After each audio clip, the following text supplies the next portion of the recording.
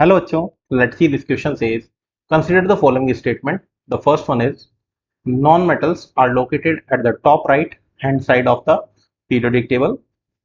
And the second one is, in the horizontal rows, the property of element change from non-metallic character on the left to metallic character on the right. The third one is, chemically reactivity tends to be high in the group first metal, lower in the element towards the middle of the table, and the increases to maximum in 17th element. The fourth one is, being monoatomic, the atomic radii of noble gases are very large. Choose the option with all incorrect statement. Our options are only second, only fourth, second and third, and first and third. So the key concept is periodic properties.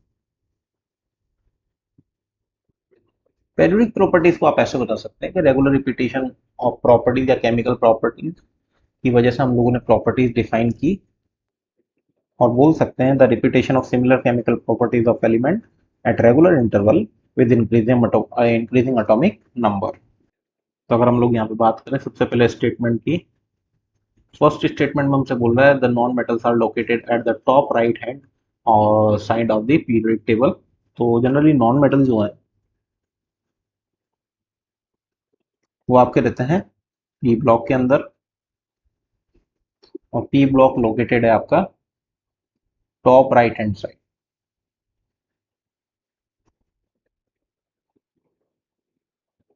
Clear? तो आपका first statement जो है वो एकदम correct है आपका। ठीक है, now checking to the next. In horizontal rows, the properties of element changes from non-metallic character on the left to the metallic character on the right. तो अगर हम लोग बात करें सेकंड वाले के लिए, तो left to right in a period अगर हम लोग बात करें तो हम लोग चल रहे हैं मेटालिक से नॉन मेटालिक की तरफ इन पीरियड, जिनको आप हॉरिजॉन्टल रोज भी बोल सकते हैं।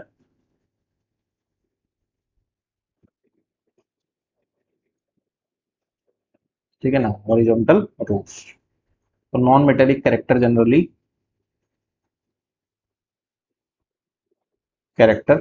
इंक्रीज करता है, और मेटालिक कैरेक्टर जनरली डिक्रीज करता है। तो यहाँ से बोल रहा है the properties of element changes from non metallic character on the left, जबकि लेफ्ट में आपके मेटल्स रहते हैं। अभी हम लोगों ने देखा कि नॉन मेटल आपके कहाँ रहता है, राइट में रहता है। तो ये ऑप्शन तो आपका वैसे ही गलत हो गया। तो अभी तक आपका सेकंड जो है स्टेटमेंट ये गलत है। Chemical reactivity tends to be high in the group या फर्स्ट मेटल।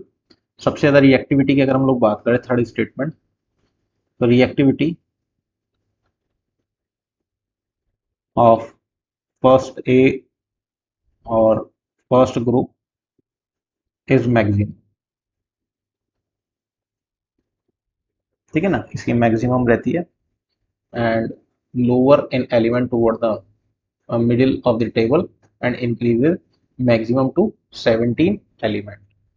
और अगर हम लोग बात करें जनरली 17 ग्रुप की बात करें, जो आपका हेलोजन है वहां पर आपके रहते हैं नॉन मेटल्स, और उनकी भी केमिकल रिएक्टिविटी ज़्यादा होती है, डिक्रीज करती है आपकी मिडिल ऑफ द टेबल। यानी कि जब आपके ट्रांजिशन एलिमेंट आते हैं डी वाले, तो वहां पे रिएक्टिविटी उनकी कंपेरेटिवली क्या होती है, कम होती है।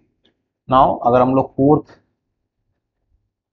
स्टेटमेंट की बात करें, तो बोल रहा है being mono atomic the atomic radii of noble gases are very large. तो एटॉमिक रेडियस आप समझे, तो it is distance between the nucleus and outer most shell electron is known as atomic radius. तो नोबल गैसेस की generally ज्यादा होती है, क्योंकि नोबल गैसेस जो है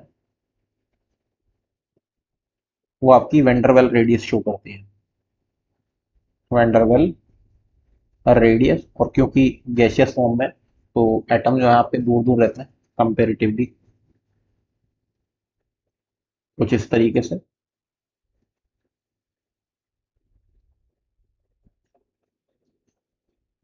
ठीक है, तो अगर इनके बीच की अगर डिस्टेंस निकाली जाएगी तो ये हो जाएगी आपकी डी, और इसको कर देंगे डी बाई टू, ये आपकी डी है। तो रेडियस हो जाएगी, तो आर वंडरवेल जो है कंपेरेटिवली सबसे ज्यादा होती है, नॉर्मल गैसेस की रेडियस सबसे ज्यादा होती है, आर वंडरवेल सबसे ज्यादा होती है। तो ये ऑप्शन भी है, जो स्टेटमेंट आपका सही होगा। तो एक ही स्टेटमेंट आपका अभी तक गलत है, which is option A statement second. तो इसके हिसाब से एक ही ऑप्शन बनता है, which is option A. So the right option is option A. Hope you understood it well. Best of luck.